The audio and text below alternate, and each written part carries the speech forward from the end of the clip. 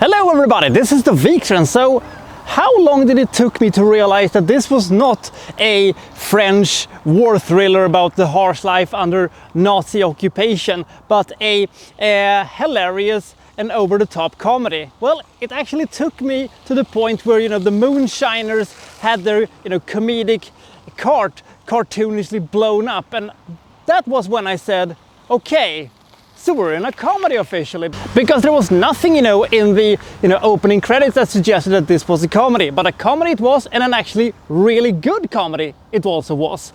So let's find out how good this movie is, what it is about, and if you think that it's something that you should enjoy. This is Day of Glory.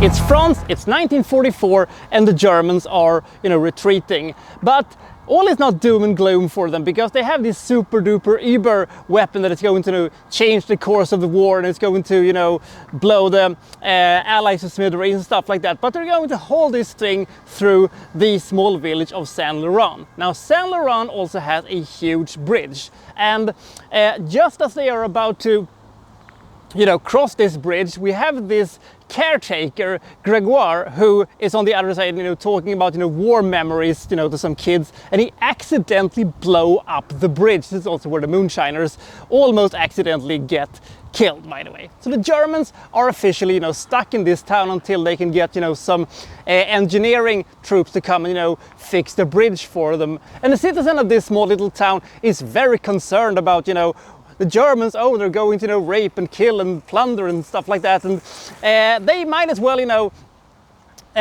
put them in the castle, which the caretaker takes care of, because, they can get rid of the caretaker also because, he is, from Paris, and because he isn't originally from this town, he's not treated with any, form of respect, and he's almost treated like he is a foreigner, despite, him being as French as they are. So they're going to have to, try to, coexist with the Germans while they're there and waiting for the bridge to be repaired. But the Germans also want to, have some supplies, and they want to have food, and so it is kind of a cat and mouse chase between the citizens and the Germans over the supplies, because they're hiding that too, much to the confusion of the nearsighted and completely incompetent priest that they have, who gets very confused.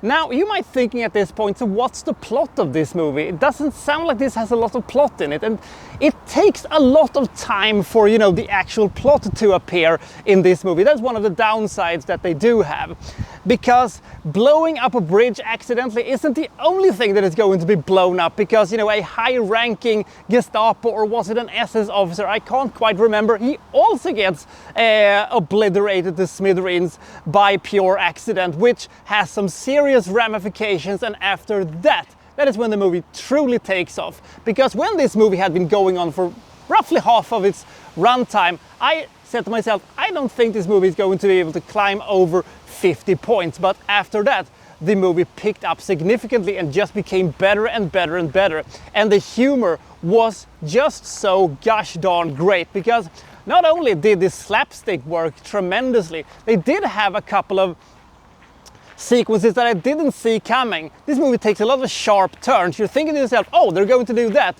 but the movie says nope, and then they do something completely random and completely hysterical, and some of the jokes are quite daring and quite ho ho ho ho, you're thinking when you're watching it.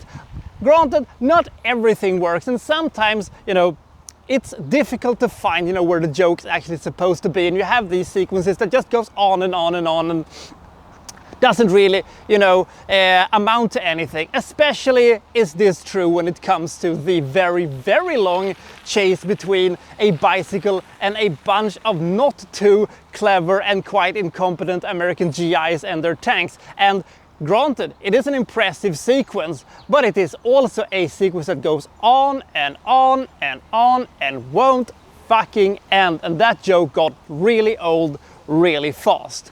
So, should you see Day of Glory? I think it is a very fun comedy. It's a, laugh out loud comedy, but it has so much fun stuff going on, and some of the jokes are just so creative that you're kind of sticking around. And also a good thing that the characters are really over the top and very colorful.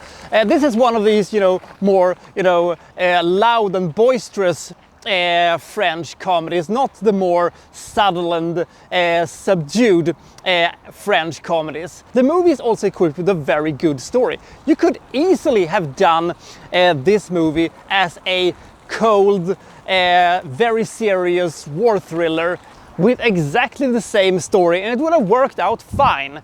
So if you like French comedies, I think this is a movie that you will absolutely love. If you have never seen a French comedy or have seen very few, this is a surprisingly good movie, and I think that even if you're not too familiar with French humor, you will find this movie quite hilarious. Some stuff you will probably think is a little too silly and maybe doesn't fit that well with the rest of the mood of the movie, but I think that the majority of the jokes really works, and the pace is very good, and the finale of the whole thing is a very French ending to a very French movie, and it's one of my favorite French comedies actually. Most comedies I've seen usually have their best moments in the earlier phase of the movie. The first half of the movie usually is the home to the best jokes, but this one is the opposite.